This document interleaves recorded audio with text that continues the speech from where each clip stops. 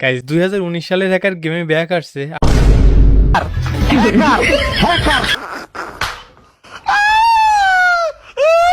আর আমাকে কিভাবে মারছে জাস্ট একবার দেখেন।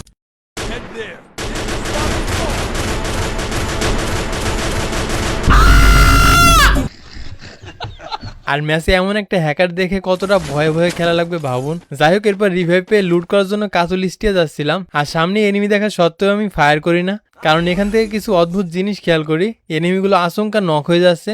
First blood, double kill, triple kill. कुछ समझे दया? हाँ सर, इसका मतलब है इसका मतलब है